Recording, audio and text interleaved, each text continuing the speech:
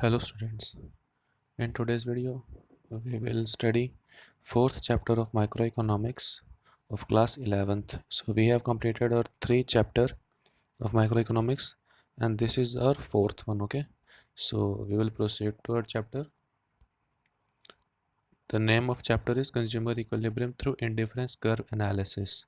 Okay? So we have read in previous chapter consumer equilibrium through utility analysis. Okay, so we have studied all the concept of utility analysis, the what is consumer, what is the utility, marginal utility, total utility, law of diminishing marginal utility. There are various concepts which we have read before. Okay, so at the last of that chapter we had discussed about some limitations of utility analysis. Okay, the limitations are that the utility can never be measured in terms of number like 1 2 3 4 5. So, due to that limitation, a new theory is propounded by Professor Hicks, which is called indifference curve analysis. Okay, so in this chapter, we will discuss about indifference curve analysis. तो सबसे पहला first point IC analysis as different from utility analysis कि indifference curve analysis है वो utility analysis से किस तरह से डिफरेंट है। देखिए, यूटिलिटी एनालिसिस ये एज्यूम करके चलता है कि जो यूटिलिटी है उनको नंबर में मेज़र किया जा सकता है, जैसे कि 1 2 3 4 5। तो जब कभी ऐसा होगा तो वो होता है कार्डिनल यूटिलिटी, कि यूटिलिटी को नंबर में मेज़र किया जा सकता है। लेकिन इंडिफरेंस कर्व एनालिसिस इस एजम्पशन को डिस्कार्ड करता है, इस एजम्पशन को नहीं मानता। वो ये कहता है कि यूटिलिटी जो है वो ऑर्डिनल कंसेप्ट होता है। इसका मतलब यूटिलिटी जो है वो रैंक की जा सकती है, उनके सेटिस्फेक्शन जो उनको कंज्यूम करने के बाद जो सेटिस्फेक्शन मिलता है उसके अकॉर्डिंगली उसे हाई या लो पे रैंक किया जा सकता है, जैसे फर्स्ट सेकंड थर्ड, जितनी जितनी उनसे यूटिलिटी मिले। तो यूटिलिटी नंबर में मेज़र कभी नहीं की जा सकती, यूटिलिटी को अरेंज किया जा सकता है 1 2 3 4 5 इस नंबर के अकॉर्डिंग। तो जब कभी यूटिलिटी को ऐसे अरेंज करेंगे हम लोग तो ये होती है हमारी ऑर्डिनल यूटिलिटी।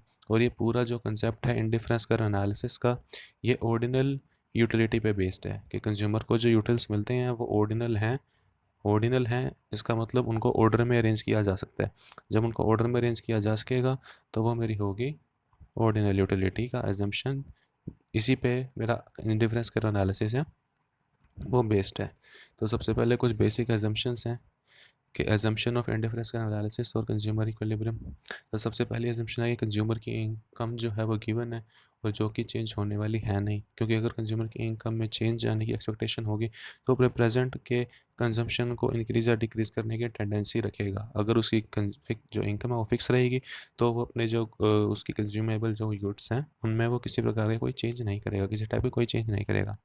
सेकंड जो है कि कंज्यूमर अपनी जो भी इनकम स्पेंड कर रहा है वो उन गुड्स पे स्पेंड कर रहा है जो एक दूसरे के सब्सटीट्यूट हैं, एक दूसरे के अच्छे सब्सटीट्यूट हैं।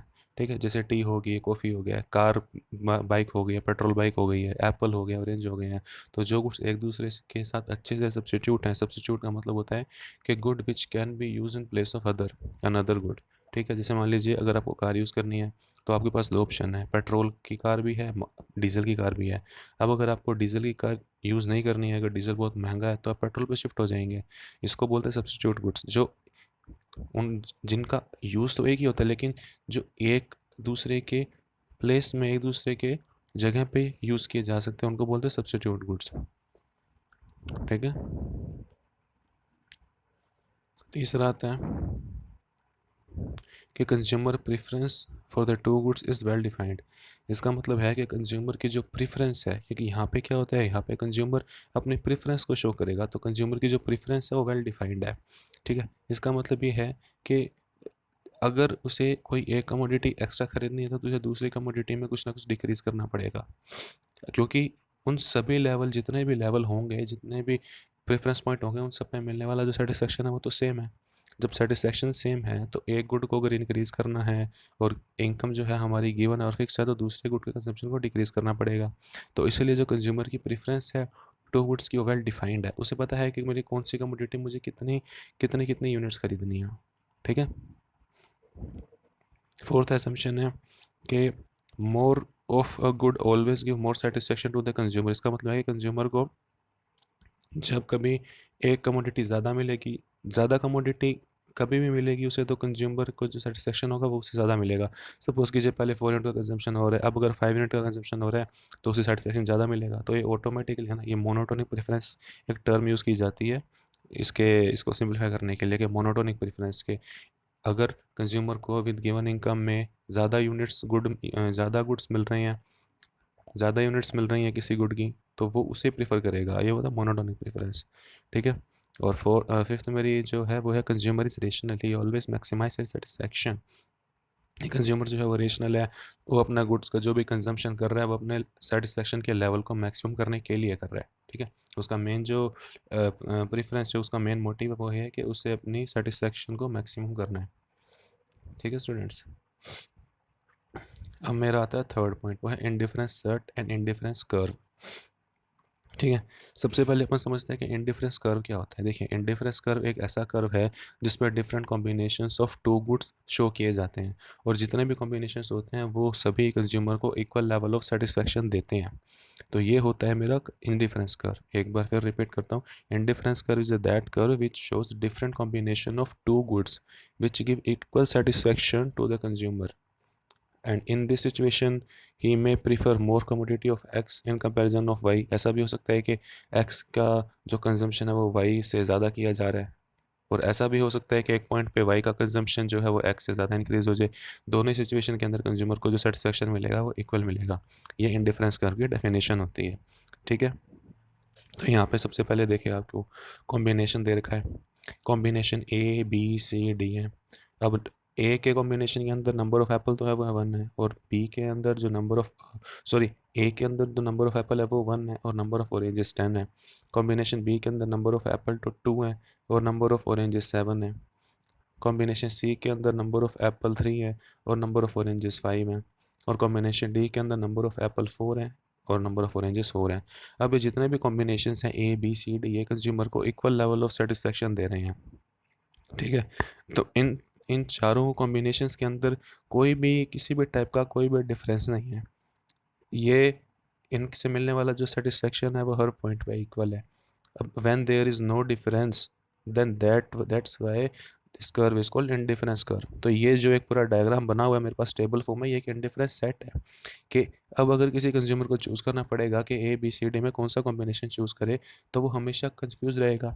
he is always remain indifference because all the combinations gives equal satisfaction to him, that's why he always remain indifferent. If he always remain indifference, then the tool which is used to represent its the name is called indifference curve, इसीलिए इसको indifference curve कहते हैं। अब इसी पूरे table को अगर graph पे प्लॉट किया जाएगा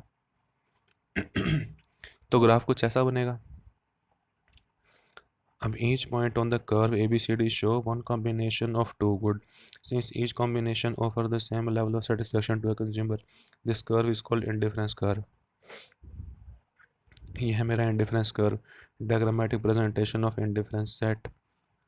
एक्स एक्सेस है, वाई एक्सेस है, ऑरेंजेस हैं और एप्पल्स हैं, मेरा इंडिफरेंस कर्व है। अब देखिए A B C D जितने 3 कॉम्बिनेशन थे उनको प्लॉट कर दिया है।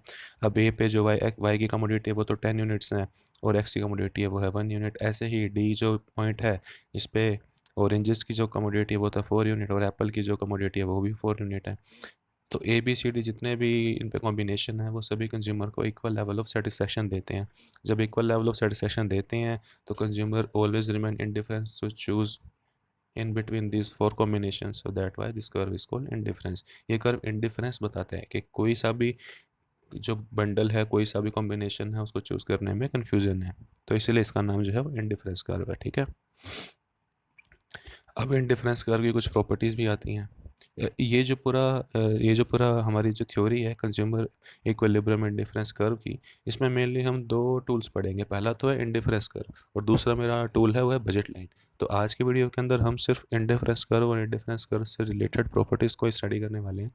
तो इंडिफरेंस कर्व तो हमें पता चल गया कि इंडिफरेंस कर्व एक ऐसा कर्व है जिसपे टू गुड्स के डिफरेंट नंबर ऑफ कॉम्बिनेशन लाई करते हैं और जो कंज्यूमर को इक्वल सेटिस्फेक्शन देते हैं। तब इक्वल सेटिस्फेक्शन मिल रहा है तो consumer always remain difference to choose in between these combinations, so that why this curve is called indifference curve, ठीक है। उसके बाद आता है प्रॉपर्टीज़ ऑफ इंडिफरेंस कर्व कि इंडिफरेंस कर्व की प्रॉपर्टीज़ कौन कौन सी होती हैं। तो following are the principal properties of indifference curve. पहला है आई सी स्लोप्स डाउनवर्ड। मेरा जो इंडिफरेंस कर्व है वो हमेशा डाउनवर्ड स्लोप करता है, लेफ़्ट टू राइट। ऐसा इसलिए होता है कि अगर इनवर्स रिलेशन, अगर कंज्यूमर को एक गुड का कंजम्पशन इंक्रीज करना है तो उसे दूसरे गुड के कंजम्पशन को डिक्रीज करना पड़ेगा। अब इस डायग्राम के अंदर सपोज जो डायग्राम है उसके अंदर ऑरेंजेस ए कॉम्बिनेशन पे तो 5 हैं और एप्पल 2 हैं। अब अगर उसे ए से बी पे शिफ्ट होना है तो उसे एक ऑरेंज का जो कंजम्पशन है वो तो डिक्रीज़ करना पड़ेगा एप्पल के कंजम्पशन को इंक्रीज़ करने के लिए। तो इस पॉइंट में जब वो ए से बी पे शिफ्ट करेगा तो ऑरेंजेस का तो कॉम्बिनेशन 2 यूनिट से डिक्रीज़ होगा और एप्पल का जो कॉम्बिनेशन है वो वन यूनिट से इंक्रीज़ होगा। तो इन्वर्स रिलेशन होता है, इसीलिए जो इंडिफरेंस कर्व है वो हमेशा डाउनवर्ड स्लोपिंग होता है, negative from left to right. जब ये नेगेटिव स्लोप होता है, downward sloping left to right होता है, तो इसी वजह से जो इसका जो कर्व है वो नेगेटिव स्लोप होता है। ठीक है स्टूडेंट्स, अब चलते हैं आगे।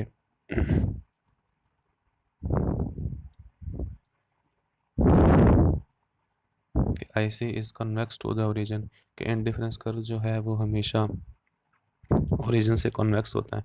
इंडिफरेंस कर्व की शेप होती है वो हमेशा कन्वेक्स होती है। वो कन्वेक्स इसीलिए होती है कि मार्जिनल रेट ऑफ सब्सटीट्यूशन, ठीक है, मार्जिनल रेट ऑफ सब्सटीट्यूशन का मतलब होता है कि जब कभी कंज्यूमर को एक गुड का कंजम्पशन इंक्रीज करना है तो उसे दूसरे गुड के कुछ यूनिट का कंजम्पशन को सेक्रीफाइस करना पड़ेगा। सपोज ऊपर वाले एग्जांपल में चलते हैं। इस एग्जांपल में, सॉरी, इस डायग्राम में जब कंज्यूमर ए से बी पे शिफ्ट हो रहा है तो उसे ऑरेंजेस की 2 यूनिट का सेक्रीफाइस करना पड़ा एप्पल की 1 यूनिट के लिए। तो ये जो सेक्रीफाइस होता है इसको बोलते हैं मार्जिनल रेट ऑफ सब्सटीट्यूशन कि एक यूनिट को गेन करने के लिए कंज्यूमर को दूसरी यूनिट में कितना सेक्रीफाइस करना पड़ा। तो ये रिलेशन जो होता है सेक्रीफाइस का, इसी को बोलते हैं मार्जिनल रेट ऑफ सब्सटीट्यूशन। ये कंज्यूमर को किसी गुड की एक यूनिट को एक्स्ट्रा कंज्यूम करने के लिए दूसरी गुड्स के कुछ यूनिट को सेक्रीफाइस करना पड़ेगा। तो जब ऐसा करेगा तो उसको बोलते हैं मार्जिनल रेट ऑफ सब्सटीट्यूशन। ठीक है, ये होता है मार्जिनल रेट ऑफ सब्सटीट्यूशन, जो कि हमेशा नेगेटिव होता है क्योंकि इन्वर्स रिलेशन होता है। यहाँ पे जो मेरा कर्व होता है वो डाउनवर्ड स्लोपिंग होता है from left to right. So that's why MRS curve is always decline.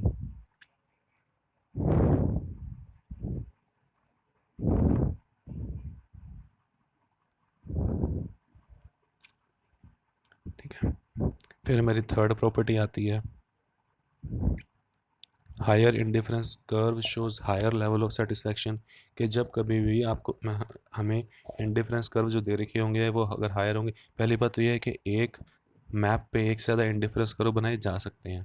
ठीक है, बनाए जा सकते हैं और जो हायर इंडिफरेंस कर्व होगा वो हायर लेवल ऑफ सेटिस्फैक्शन को शो करेगा। अब सपोज इस डायग्राम के अंदर जब आई सी कर्व फर्स्ट है, आई सी कर्व 2, आई सी कर्व 3 और आई सी कर्व 4 है, इन चारों का उस पर जो पहला कर्व है वहाँ पे अगर किसी भी पॉइंट पर कंज्यूमर कंजम्पशन कर रहा है, अब अगर वो आई सी कर्व 2 पे शिफ्ट होता है तो उसे दोनों ही गुड्स की एक्स्ट्रा यूनिट मिलेंगी।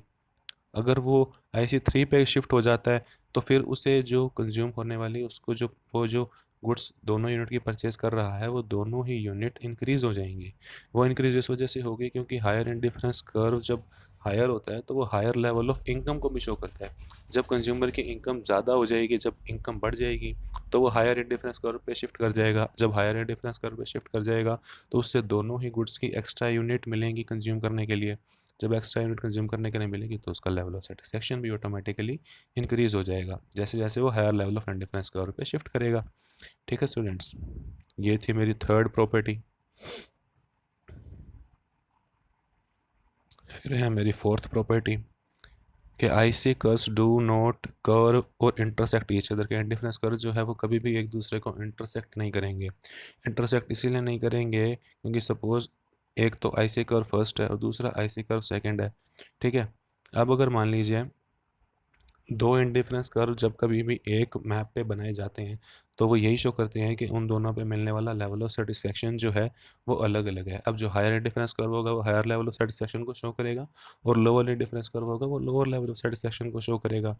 अब अगर किसी ऐसी सिचुएशन के अंदर किसी दोनों इंडिफरेंस कर्व जो हैं अगर वो एक दूसरे को टच कर जाते हैं या क्रॉस कर जाते हैं, जैसे कि इस फिगर में पॉइंट ए पे, तो इसका मतलब दोनों ही इंडिफरेंस कर्व पे एक ऐसा पॉइंट है जो कंज्यूमर को इक्वल लेवल ऑफ सेटिस्फेक्शन दे रहा है, जबकि it is not possible because it is, ये इसलिए पॉसिबल नहीं है क्योंकि दो इंडिफरेंस कर्व है वो अलग अलग इनकम लेवल को शो करते हैं।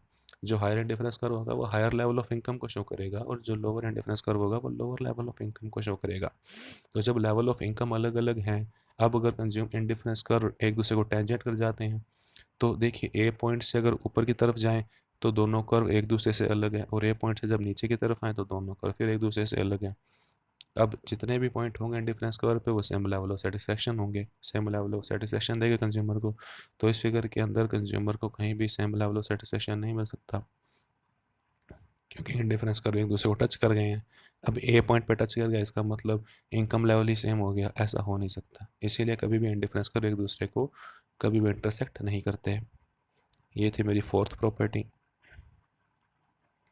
अब है मेरी फिफ्थ प्रॉपर्टी कि IC curves does not touch x axis और वाई एक्सिस। ऐसा इसीलिए होता है कि सपोज कीजिए मेरा पहला एग्जांपल जहाँ पे मेरा इंडिफरेंस कर्व वाई एक्सिस को टच कर रहा है। अब अगर ऐसा होता है इसका मतलब ये है कि कंज्यूमर वाई कमोडिटी का तो यूज़ कर रहा है लेकिन एक्स कमोडिटी का यूज़ कर ही नहीं रहा है, क्योंकि जितनी भी इनकम है वो सब वाई कमोडिटी के परचेज करने में लग गई है। यहाँ पे एक्स का कंजम्पशन तो 0 यूनिट है और सिर्फ वाई का ही कंजम्पशन है।